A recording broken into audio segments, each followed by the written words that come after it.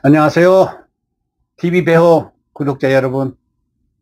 오늘부터 군대 이야기 한번 해볼까 합니다.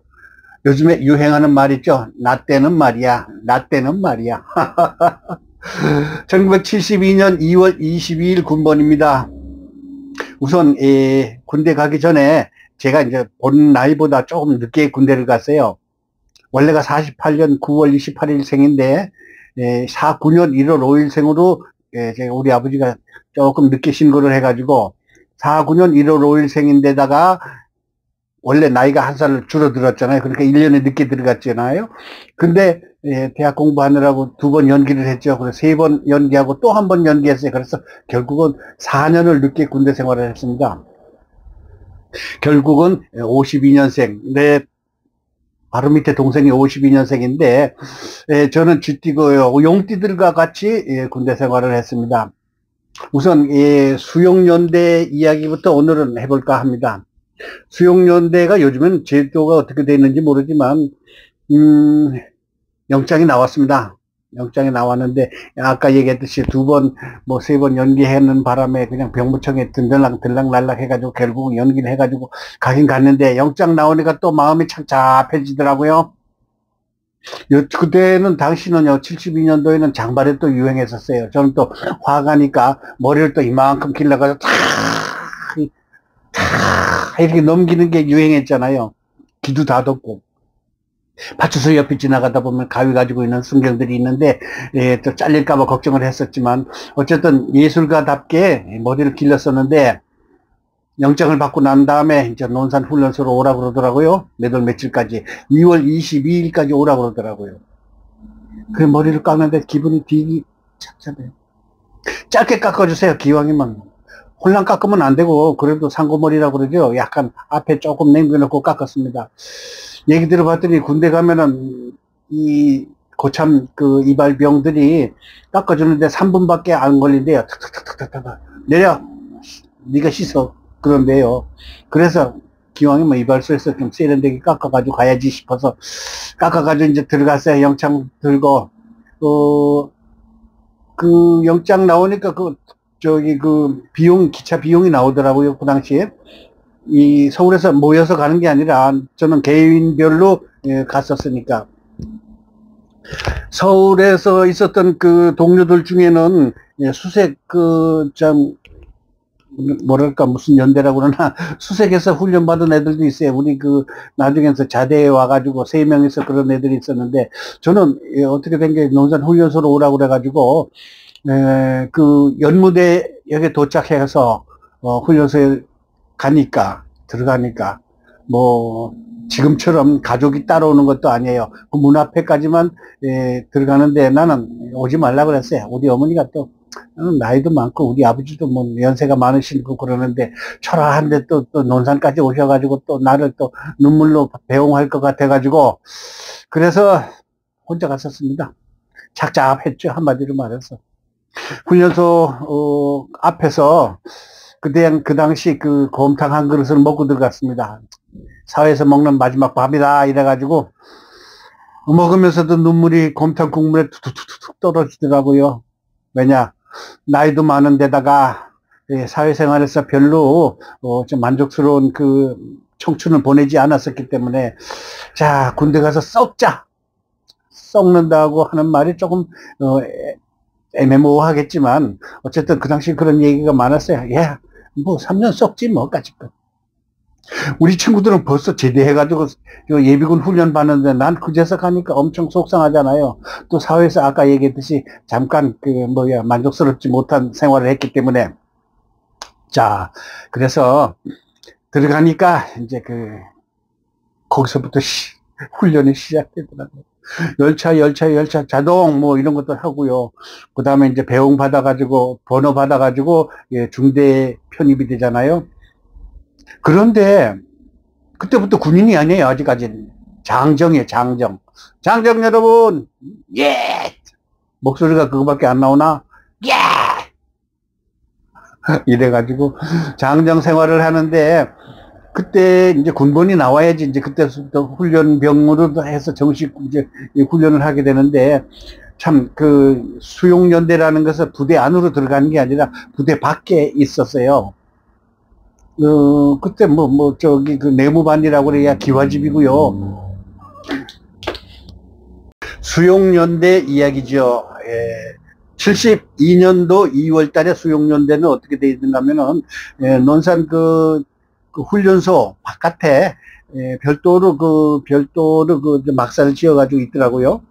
아주 그냥 정말 한마디로 말해서 그냥 6.25 때 그 시설 그대로예요. 기와집에다가 그냥 낮은, 그 건물에다가 그냥 맨바닥이 있고 그런 상태예요. 지금은 그 군대에 들어가는 제도가 어떻게 되는지, 아직도 수용연대가 있는지 없는지는 모르겠지만, 어쨌든 거기는 대기 장정들이에요. 대기 장정들. 그러니까 국방부에서 육군 그 숫자 60만 명을 채우려면은 가령 병장들이 100명이 제대하잖아요. 그러면 다시 100명의 신입 그 참 훈련병들을 딱 들여놓는, 그렇게 그 숫자를 맞추는 그런 그 대기 장소거든요. 그 당시 제가 첫 번째 월급을 거기서 받았는가 안 받았는가 모르겠어. 350원이 나왔어요. 350원. 그러니까 훈련병도 아니고 장정인데 월급이라 그러면서 350원을 주더라고요. 근데 그때까지도 군번은 안 나왔어. 그래가지고 무려 16일 동안을 제가 거기서 대기를 했어요. 그러니까 16일 동안 나라에 봉사를 했는데 군번도 없이 그냥 밥만 먹은 거예요. 중대장이 있었는데 대위가, 그 다음에 그 내무반은 상병이 그 내무반장이더라고요. 근데 할 일이 없잖아요. 대기하고 주는 동안이니까. 근데 저는 군대 가기 전에 병과가 나왔는데 050 병과였어요. 0507 이렇게 나오더라고요. 05가 헌병이고요. 06이 보안병이고 07이 뭐더라, 하여튼 그랬는데 제가 이제 050 헌병병과였었어요. 당시만 해도 사실은 제가 이제 48년생이라고 그랬잖아요. 52년생이니까 4년 늦게 갔으니까. 그 당시 6.25가 있었잖아요. 그래서 사람들이 많이 죽었어. 그래서 그 병력 자원이 별로 없었어요. 모자랐어. 그래서 지금은 모든 사람들이 아마 고등학교 이상 입대하는 걸로 알고 있는데, 당시는 국민학교를 안 나와도, 초등학교를 안 나와도 참 병력 자원이 부족해서 전부 다 입대를 시켰어요. 한글만 알고 자기 이름만 쓸 줄 알면은 군대를 입대시켰거든요. 그런데 저는 당시 고등학교 졸업 이상 됐었으니까, 050 병과는 좀 고졸 이상에다가 키가 170 이상 되는 사람을 썼었는데, 당시 저는 이제 172cm였고요. 그런데 이제 헌병병과로 입대를 어차피 해야지 되는데, 병과가 이제 헌병 병장이 몇 명 제대하면 우리를 입대시키고 그러잖아요. 그래가지고 이제 다시 또 이제 정식으로 16일 만에 논산 훈련소 가는데, 대기하는데 그렇게 힘들었어. 왜?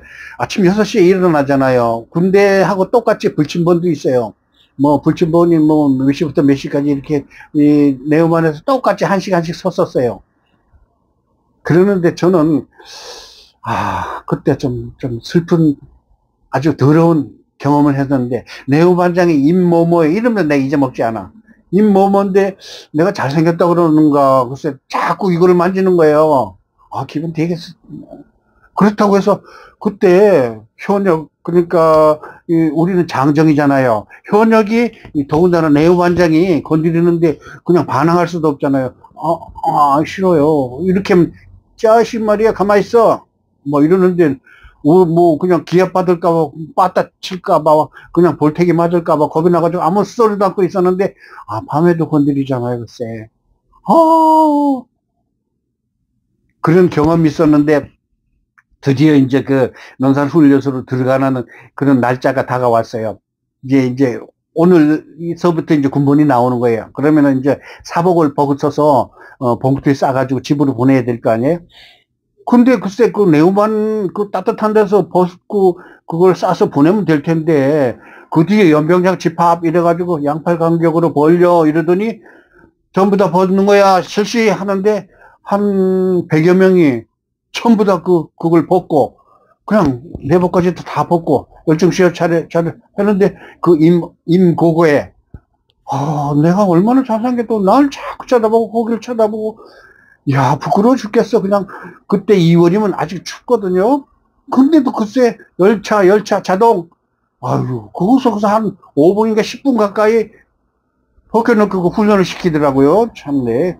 그러면서 이제 내복 팬티서부터 뭐 저기 양말 그 훈련복 있잖아요. 훈련복이 뭐 깨구리복이 아니야. 그 당시 훈련 뭐냐면 전투복이라 그러죠. 전투복이라 그러고도 작업복이라 그러고 3벌씩 줬었어요.